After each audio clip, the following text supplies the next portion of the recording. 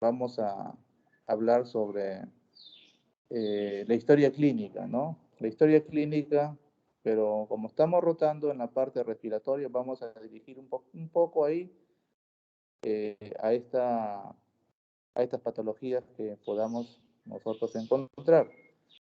Va a ser importante que nosotros hagamos una buena historia clínica, esto ya lo vienen repitiendo de repente en todas sus rotaciones, porque ahí podemos tener casi un 80% del diagnóstico, ¿no? Y ya con el resto de exámenes complementarios nos podemos ayudar un poco más. La siguiente diapositiva, por favor. Ya. Bueno, eh, ustedes saben que para hacer una historia clínica, nosotros tenemos que estar el que va a entrevistar y el que va a ser entrevistado.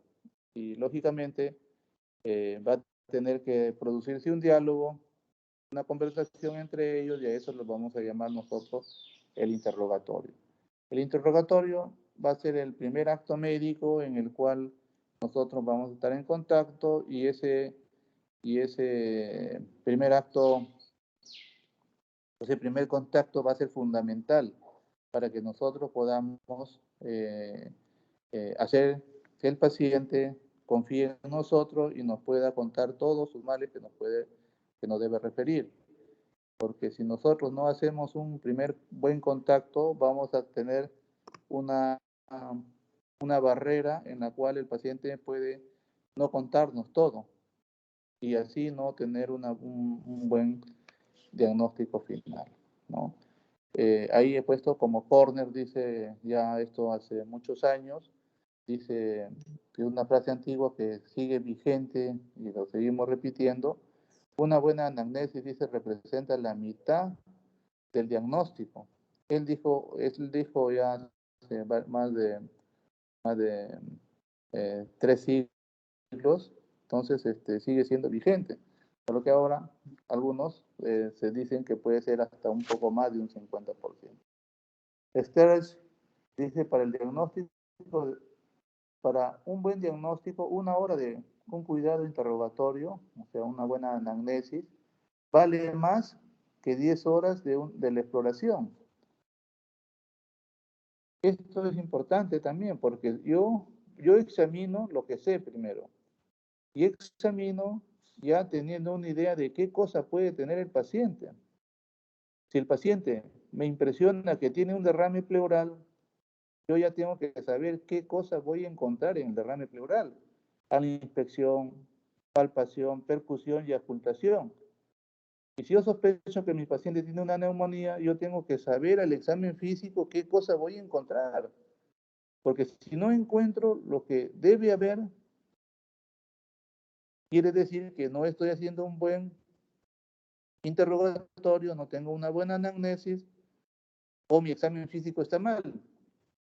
Entonces, en ese momento, cuando no hay concordancia, si ustedes ya tienen conocimiento de qué cosa debemos encontrar, entonces ustedes tienen que reflexionar. Yo no puedo presentar esta historia clínica porque a mí me parece que es una cosa y estoy encontrando otra cosa. Tengo que repreguntar más o menos al paciente para poder orientarme mejor.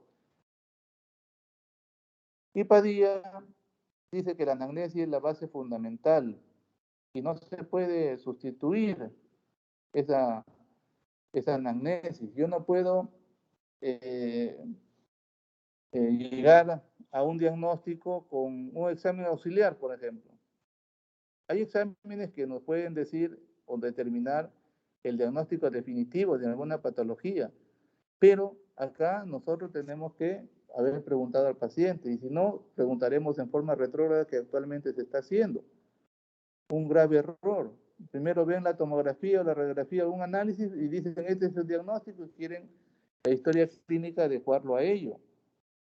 La historia clínica, la anamnesis, todavía no se ha podido sustituir. Es importantísimo eso.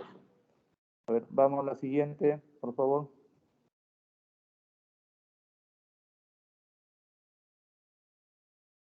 Ya. Acá nosotros vemos al médico y al paciente, ¿ya? Entonces, esto es lo que nos dice la relación médico-paciente. Una buena relación médico-paciente va a tener un éxito en el interrogatorio, un éxito en la anamnesis. Si no tenemos una buena relación médico-paciente, desde arranque vamos a tener un obstáculo. Acá algunos pacientes sí colaboran, pero ustedes se están dando cuenta que hay muchas universidades que están viniendo al pabellón. Bueno, por la pandemia no, pero y algunos pacientes, como era un caso interesante, venía un alumno de una universidad, de ahí terminaba, entraba otro alumno de otra universidad y otro, y al final el paciente pues se agotaba y decían, ¿por qué? Me preguntan siempre lo mismo, ¿no? Pero ahí hay que tratar de distribuir a los docentes que a un solo paciente no se le, no se le eh, mucho fatigue, porque muchos le interrogan y el paciente pues se siente incómodo, necesita cierta privacidad también. Bueno, la que sigue.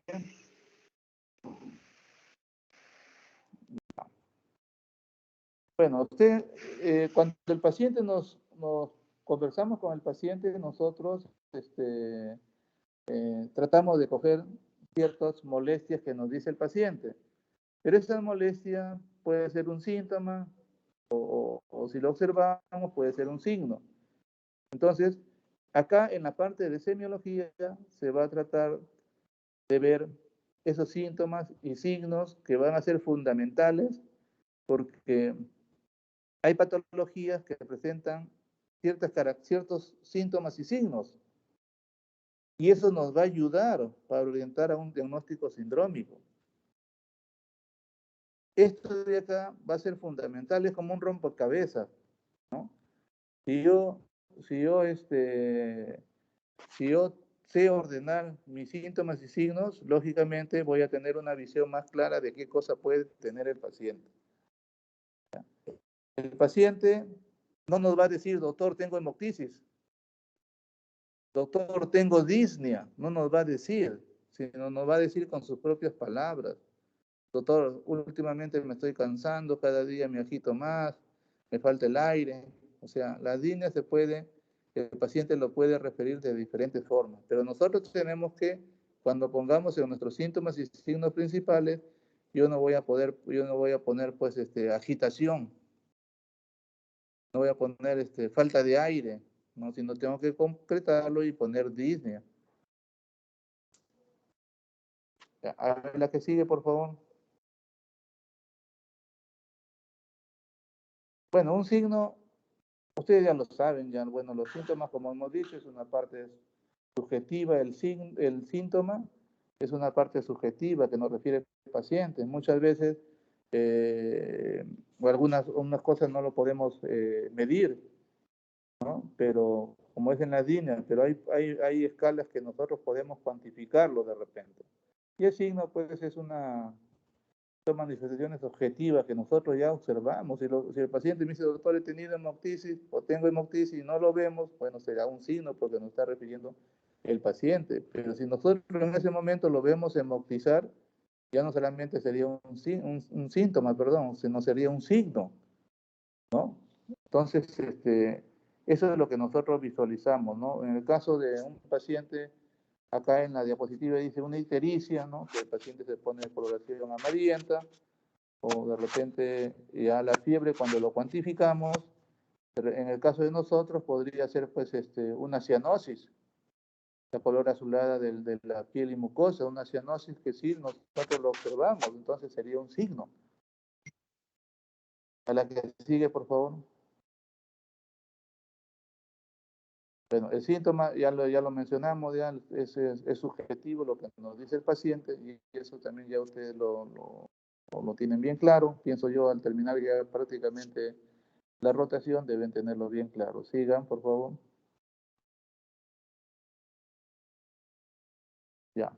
Cuando nosotros tenemos un síntoma, tenemos que sacarle provecho a ese síntoma, ¿no? Por ejemplo, si dice, tengo un dolor torácico, doctor, me duele la espalda, doctor, y entonces nosotros tenemos que localizar, le duele la espalda. ¿Qué parte de la espalda?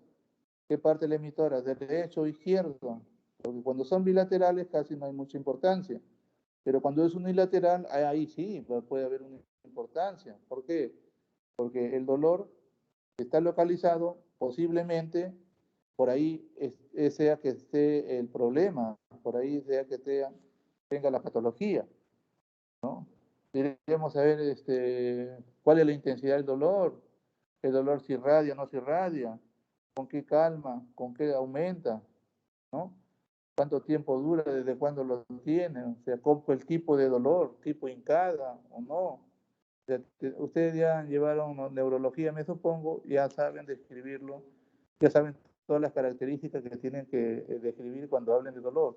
Igual la hemoptisis, desde cuándo tiene hemoptisis, la cantidad, ¿no? Todo eso tenemos que nosotros primero identificar si es una hemoptisis o no, porque muchos se equivocan, piensan que es una hemoptisis y no es una hemoptisis.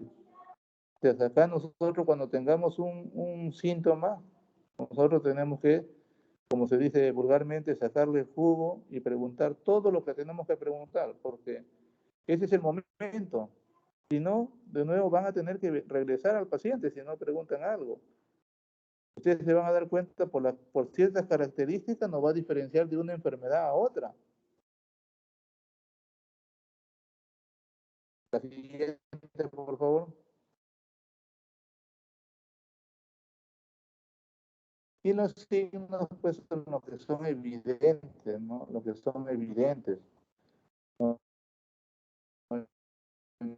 En este caso, acá, bueno, usted en radiología o en patologías, el sífilis, ¿no? El pulso saltón, como dice acá.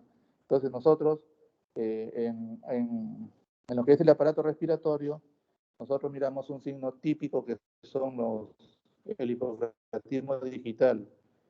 El hipocratismo digital, o dedos en palillo tambor, uñas en vidrio reloj, ¿ya? Eso de ahí, nosotros siempre tenemos que mirar la mano al paciente. Siempre, no en son de broma, como le digo a mis alumnos, no para ver si es casado o soltera, o viceversa, si es varón, sino para ver si el paciente tiene una enfermedad crónica. Y cuando encontremos un hipocratismo digital, nosotros tenemos que pensar en 5 patologías respiratorias, solamente 5, aparte de las cardiológicas, aparte de las reumatológicas. Y esas 5 son, primero, las bronquiectasias, que es bastante frecuente acá en el Perú como consecuencia o como secuela de la tuberculosis. Segundo, la fibrosis pulmonar, las enfermedades pulmonares intersticial difusas, los EPIC. Tercero, las neoplasias malignas. Cuarto, el acceso pulmonar crónico. Y quinto, la sarcoidosis, que no lo tenemos acá en nuestro país. Cuando yo veo un hipocratismo digital, tengo que pensar en esas posibilidades, pero si yo veo el hipocratismo digital y no sé qué patología lo pueden presentar, lamentablemente me voy a perder. Si yo conozco eso nada más, yo ya me oriento hacia dónde puede estar. Preguntaré, señor, ¿usted ha tenido tuberculosis? Sí, he tenido tuberculosis 1 o 2 veces en mi juventud, qué sé yo. Puede ser que sea la consecuencia de su hipocratismo digital, una bronquiectasia.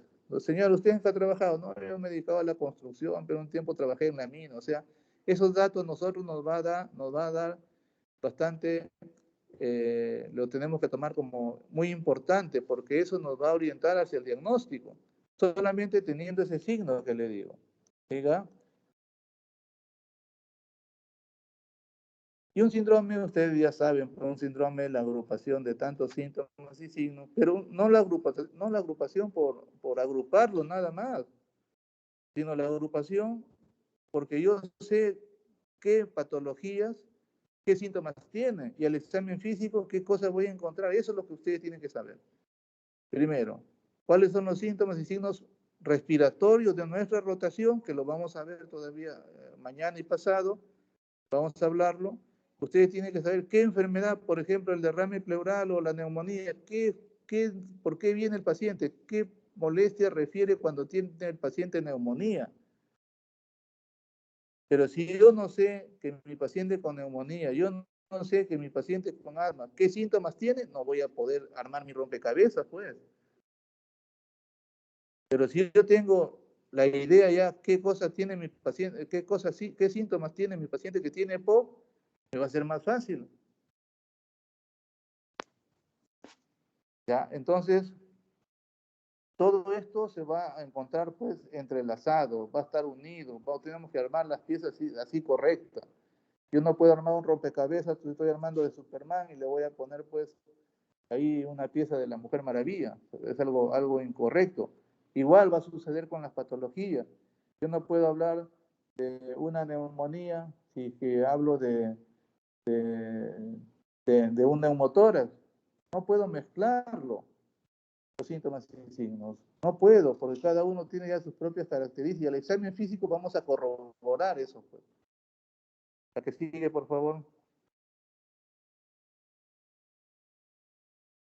¿Cómo buscarlo, estos síntomas y signos, no?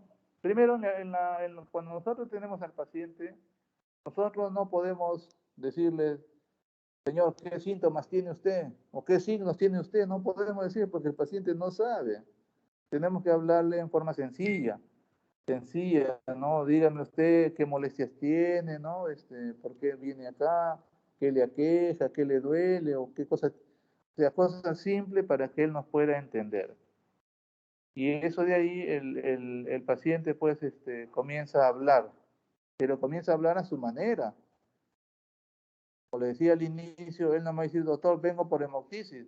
Y hay algunos que sí saben, pues, porque ya son caseritos hospitalizados, doctor, tengo hemoptisis.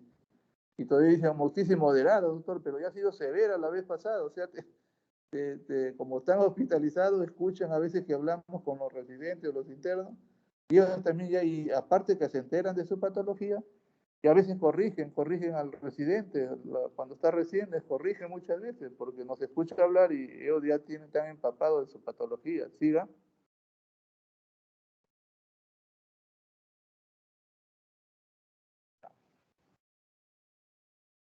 Ya. Por ejemplo, acá, miren, el paciente nos puede decir, miren, doctor, tengo tos, sí, fiebre también, además se acompaña de flemas con sangre. Me siento débil, también no tengo hambre, he perdido peso. Por ejemplo, eso nos puede dar como síntomas el paciente, pero eso no lo podemos poner nosotros en la historia clínica. Siga, por favor. No lo podemos colocar en la historia clínica eso de ahí. ¿No? ¿Por qué? Porque la historia clínica es un documento médico legal. Si el que hiciera solamente la historia clínica, él solamente lo va a leer y lo puede poner entre puntos, entre comas, entre paréntesis, entre signos jeroglíficos, lo que sea, porque él lo va a entender.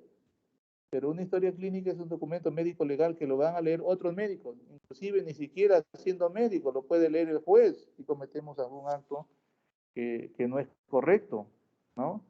Entonces hay que ponerlo también en forma ordenada y en términos médicos, como por ejemplo, siga, ¿se acuerda que al paciente anterior, siga la diapositiva que sigue? ¿Ya? Por ejemplo, en el paciente anterior que dijo, tengo tos, sí, pues tiene tos, pero cuando dice, doctor, tengo tos con flema con sangre, ya no ponemos tos con flema con sangre, ponemos hemoptisis.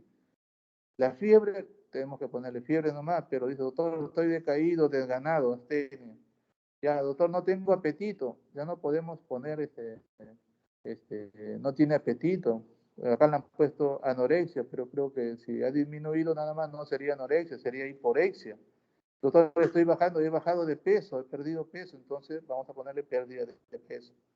¿Siga? O sea, hay términos que tenemos que nosotros ya ponerlo como médico, ya no podemos, cuando me presenten la historia a mis alumnos, no, yo no acepto que me pongan pues falta de aire, no, esas como síntoma principal, no, porque hay un término que lo reemplaza.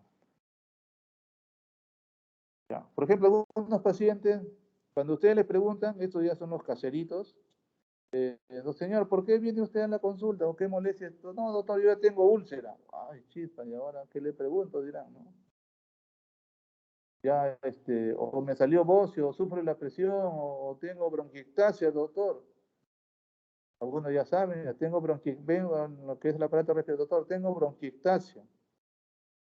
Entonces nosotros tenemos que ser cautos, sabía muy bien, señor, a ver, dígame cómo empezó sus molestias para que le digan que tiene bronquiectasia. Es que, doctor, tuve tos con expectoración, a veces me venía rasgos de sangre, qué sé yo, comencé a bajar un poco de peso y también antes había tenido tuberculosis. O sea, va juntándose, se va juntando y uno tiene que regresar a preguntar esos síntomas y signos. Hay diferentes formas. Hay algunos pacientes que nos dicen qué es lo que tienen, qué molestias tienen, y hay otros que nos dicen ya hasta su diagnóstico que tienen, pero nosotros, como estamos haciendo la historia, tenemos que preguntarlo del inicio. Si dice que tiene bronquiectasias, no decir, ¿cómo sabe que tiene bronquiectasia? Bueno, el doctor ya me lo dijo, bueno, pero tiene que decir, ¿qué molestias tuvo usted antes que le digan que tiene bronquiectasia? Entonces ahí le va a contar recién el paciente sus problemas, cómo empezó.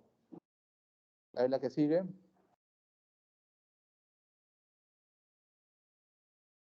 Ya, hay síntomas, pues, síntomas principales, ¿no? Hay síntomas secundarios y hay síntomas que se agregan acá a la enfermedad, ¿no? Por ejemplo, en el síndrome pleural tenemos la triada, hay una triada en el síndrome pleural, ¿no? Que es el dolor torácico tipo pleurítico, la tos sin expectoración y la disnea progresiva. Pero no vamos a poner nosotros disnea progresiva en síntomas, sino disnea nada más. Ya cuando lo describamos vamos viendo eso. Pero esos son, por ejemplo, los síntomas principales. Lo secundario podría ser la fiebre que está ahí, la fiebre, porque si es un derrame pleural por una tuberculosis, puede haber fiebre, ¿no? Pero otros ya comunes, puede decir, aparte, doctor, me siento desganado, o sea, algo que lo pueden cubrir otros síntomas. Eso ya no tiene mucha importancia, porque algunos ponen fiebre, de ahí pone decaimiento, de ahí ponen desgano, o sea, no, lo van a rellenar de síntomas, pero uno ya lo está cogiendo al resto. Entonces, hay que evitar de llenarnos de muchos síntomas y signos, sino poner, si hay uno que dice que puede contener a otro, lo ponemos a ese principal. Siga.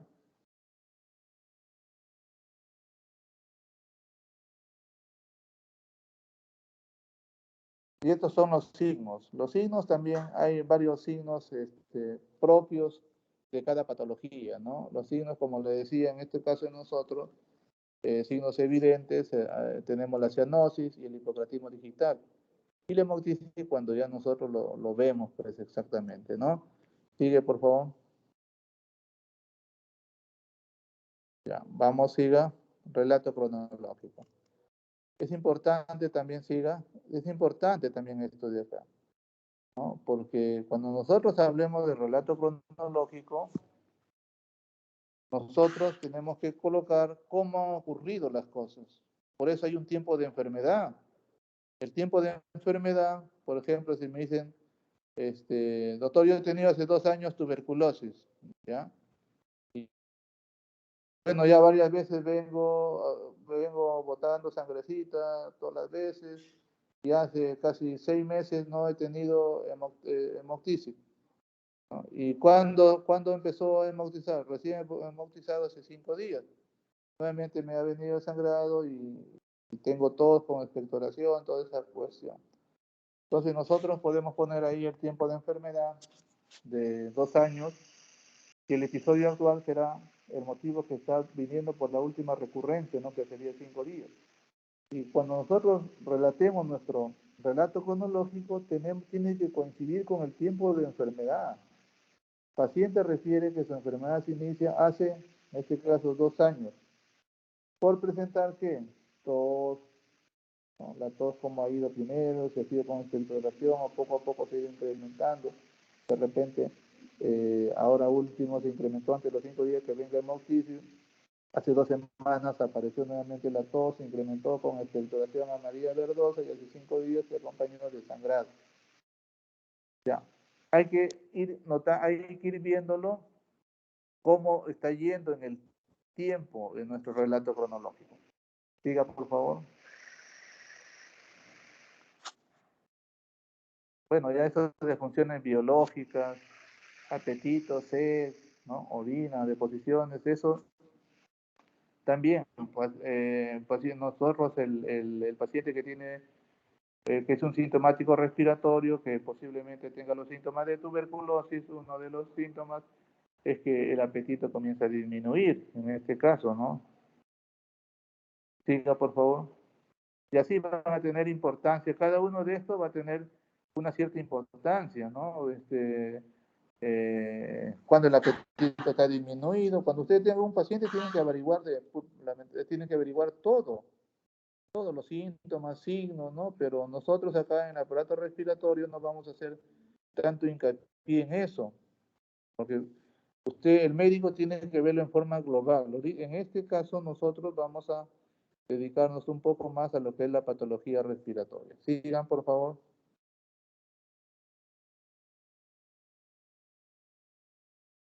Ya, como que dice.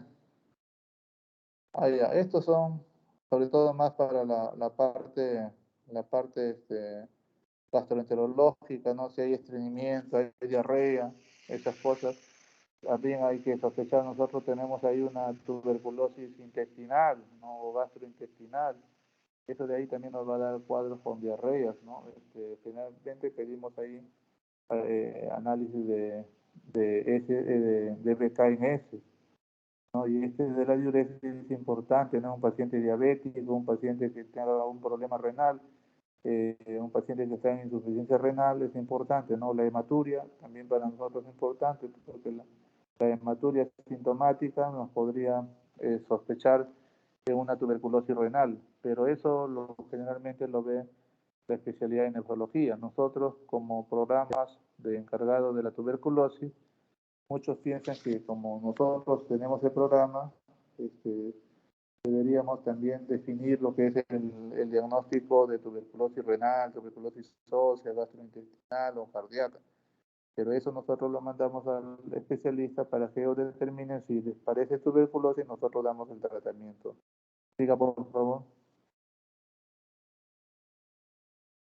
Bueno, el sueño es importante, ¿no? Es importante también, paciente que no descansa bien, emocionalmente, físicamente, no va a estar bien también durante el día. Entonces, eso siempre hay que preguntar, porque al final algunas patologías producen cierto grado de insomnio y otros lo hacen dormir pues, frecuentemente. Cuando el PCO2 está elevado, el paciente automáticamente se duerme. Para nosotros es importante también ese dato, pero para eso la historia clínica nos va a decir pues, si estamos sospechando en un paciente con asma o con EPOC y el CO2 ahí se tiende a elevar, entonces puede producir lo que es tendencia al sueño, trastorno del sensorio. ¿Siga?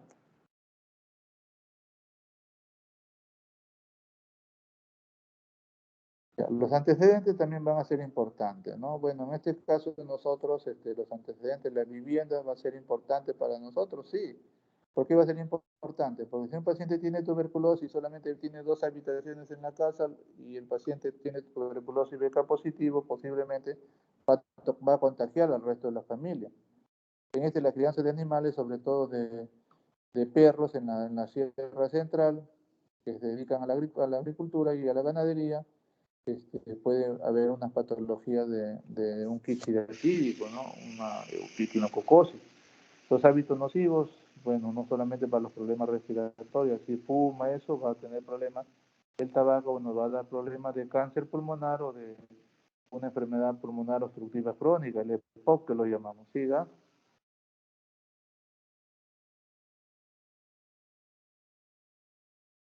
Los antecedentes fisiológicos, bueno, esto ya se tiene que preguntar sí o sí. Hay que ver cuando el niño recién nace, no olvidemos que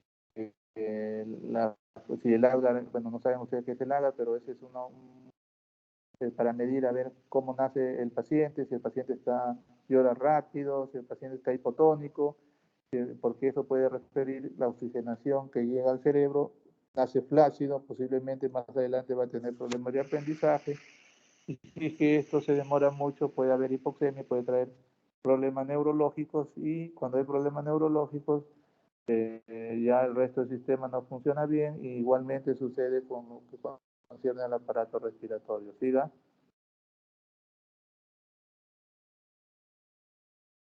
Bueno, lactancia, siga, a ver, siga, por favor, para ver dónde tocamos problemas respiratorios. Eh, Siga. Ya. Bueno, esto de acá para ver los antecedentes. Ustedes saben pues que las edades extremas de la vida, las patologías respiratorias son las que predominan y generalmente son las que causan mayor mortalidad. ¿Siga?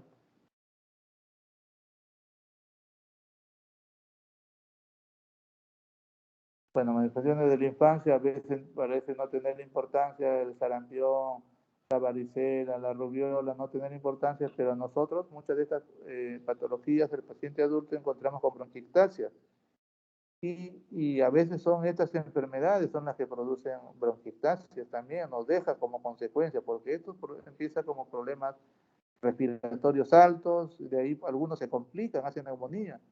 Y cuando hacen neumonía, a veces afectan al pulmón y a veces ya dejan alteraciones como cicatrices, todo, y esas retráctiles van a doblar al bronquio y al final van a producir bronquiectasis y el paciente puede referir que nunca ha tenido ninguna tuberculosis, pero nosotros podemos ver bronquiectasias, entonces está descrito que también las enfermedades en la infancia nos puede producir bronquiectasia que vemos con bastante frecuencia acá en las personas adultas. ¿Siga?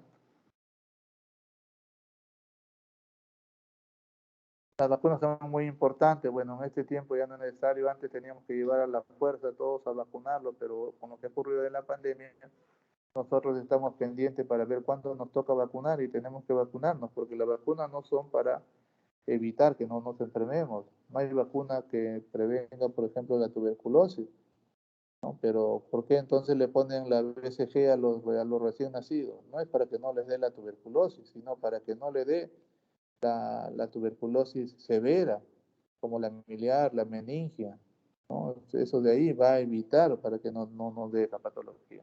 Después tenemos que vacunarnos, nosotros ya que estamos un poco más de edad, tenemos que vacunarnos con el neumococo, que es una vacuna bastante eficiente contra la neumonía, ¿no? Y contra la influenza también nos vacunamos, acá en el hospital nos suelen vacunar. Siga, por favor. Hay que ver si es que son alérgicos los pacientes a algo, algún medicamento o algo para poner en la historia clínica y no cometer el error y darle ese medicamento, pues es importantísimo, ¿no? En toda la rotación, en todas las especialidades, esto tenemos que tener presente. Es alérgico a un medicamento, entonces hay que ponerle con letra roja o algo que sobresalte en la historia o que llame la atención para no darle, porque esto nos puede traer un problema médico legal. Y si nosotros vemos que está resaltado y le indicamos eso y hacen una revisión, podemos tener problemas médicos legales. Siga, por favor.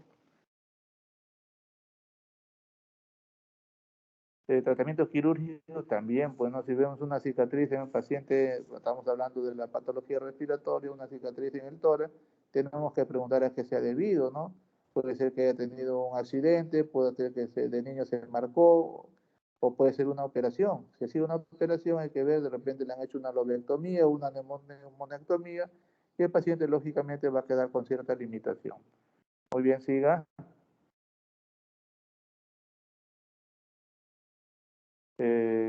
Ya, siga, vamos a avanzar porque estamos 45 minutos, nomás le dije a la alumna.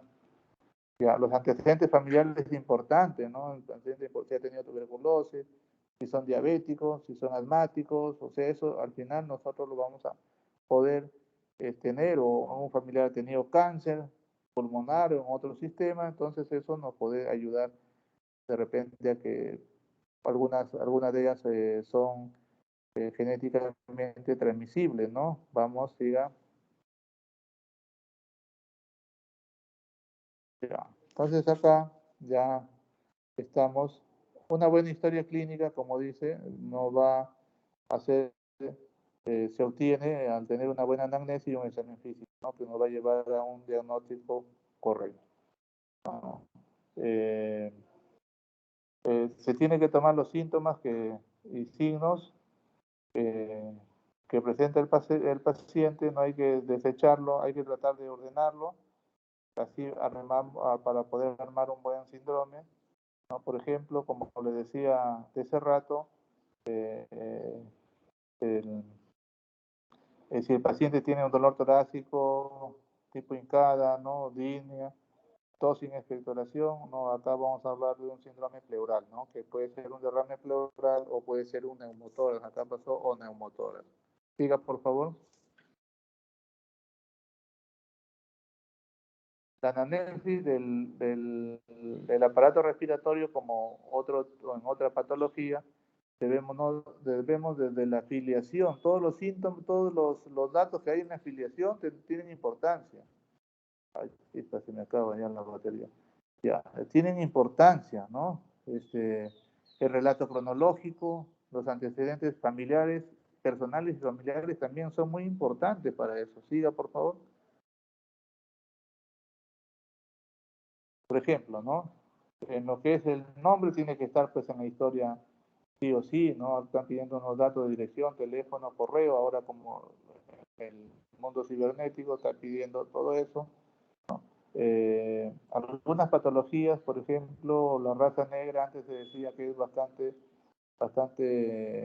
frecuente en los pacientes para que tengan patología respiratoria sobre tuberculosis, ¿no? Y en lo que es cardiológico es una patología que va a producir hipertensión arterial. Siga, por favor.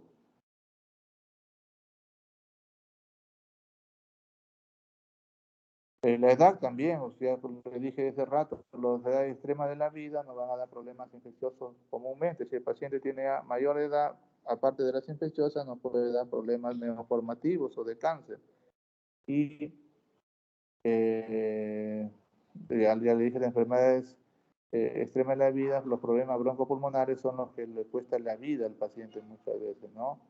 El asma bronquial, sabemos una diferencia entre el asma bronquial y el EPOC, que son las sibilancias, ¿no? El paciente con asma dice, doctor, que yo recuerdo desde niña me silba el pecho, desde pequeña, que recuerdo siempre me ha silbado el pecho, y entre que otras, ese podría ser un asma, entre que otras personas, ¿no? Que han estado expuestos a la biomasa, como los que vienen de la sierra, por ejemplo, o que han estado expuestos a biomasa, entonces ellos dicen, doctor, a mí de vieja ya me está silbando el pecho, de vieja tengo asma, pero no es asma, ese es un EPOC.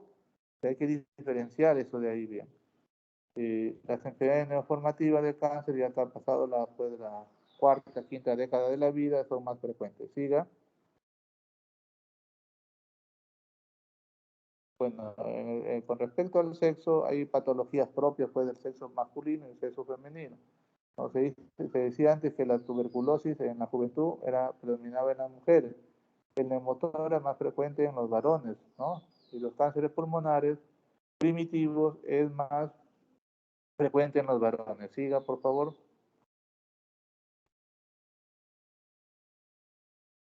En la ocupación, ¿no? En la ocupación se dice todo, muchas veces tenemos que preguntar esto porque es importantísimo, ¿no?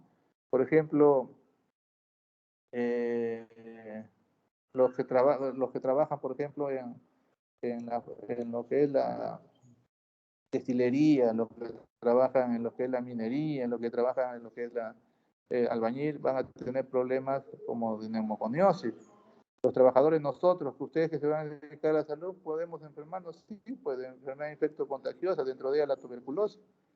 No piensen que los que se dedican a neumología tienen tuberculosis. Acá en el hospital tenemos que se han enfermado todas las especialidades, menos los que se dedican a neumología. Se dirán, ¿por qué? Porque nosotros tenemos al paciente con tuberculosis. Como ya sabemos qué es lo que tiene el paciente, nosotros nos cuidamos. Mientras que los otros se confían, piensan que no tienen tuberculosis y se enferman, ¿no? Los habitantes de la sierra que se dedican, pues, pueden tener hidatidosis pulmonar, ¿no? O el EPOC. Sigan, por favor. Ahí está la silicosis, los que se dedican a ese polvillo es muy dañino, siga. La procedencia es importante. Por ejemplo, si yo veo que uno viene de la Sierra Central, puede tener un EPOC o puede tener un histidatídico. Los que vienen de la selva, posiblemente una micosis. Así hay patologías, pues, dependiendo de dónde vienen, puede hacer que tenga el paciente siga. Ya. Entonces, estos nosotros tenemos que saberlo. En la rotación que ustedes realicen, tienen que preguntarse cuáles son los síntomas y signos principales o que se presentan en cada rotación. Si ustedes saben esto, la rotación le va a ser fácil. Si no lo saben, vamos a sufrir. Por ejemplo, la tos, así lo vamos a ver el día de mañana, es un mecanismo de defensa que trata de expulsar algo que no es normal, algo que es extraño, un cuerpo extraño o un aumento de la secreción bronquial ya no es normal, la tos viene y comienza a eliminarlo. Puede ser una tos seca en la vía respiratoria alta o con expectoración cuando es la vía respiratoria baja. La línea, la sensación de falta de aire, ¿no? Y ahí vamos a ver una clasificación según MRC, también lo vamos a tocar ahí. La hemoptisis, que es la eliminación de sangre por la boca, precedida de tos y proveniente de la vía respiratoria baja. El dolor torácico, acá nosotros, para el síndrome pleural es típico, que nosotros vamos a poder diferenciarlo fácilmente, ¿no? La cianosis, la color azulada de piel y mucosas, como le decía. La vómica solamente se presenta en dos patologías, los otros se pueden presentar en varias, pero la vómica se va a presentar en dos patologías, en el absceso pulmonar y en el quiste diático cuando se complica. La broncorrea es un signo característico, aumenta la secreción bronquial en la expectoración y eso de ahí va a hacer que sea mayor de 100 CDs, normalmente son la secreción en 24 horas, pero estamos catalogando de broncorrea mayor de 200 centímetros cúbicos. ¿Quién va a producir broncorrea? Solamente los pacientes que tienen bronquiectasia y los que han tenido tuberculosis y le ha dejado una secuela fibrocavitaria, ¿no? El hipocratismo digital también es importante, ¿por qué? Porque eso nos va a decir que el paciente está cursando con una patología pulmonar crónica, ¿no? Ya le dijimos las 5 causas que producen, y la sibilancia pues, me va a indicar un problema bronquial. Puede ser un asma, un EPOC, una bronquiectasia, todo problema, síndrome bronquial nos va a producir eso de ahí. No sé si hay alguna pregunta.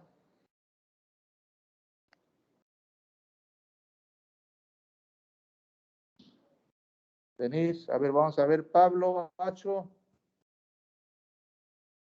Pablo Hacho. Pedro Almeida. Presente, doctor, muy buenos días. Pedro Almeida, buen día. Eduardo Asensio. Amalia Stocóndor. Alex Remisio. Presente, doctora Stocóndor. Remisio, Alex. Alex Remisio. Ya.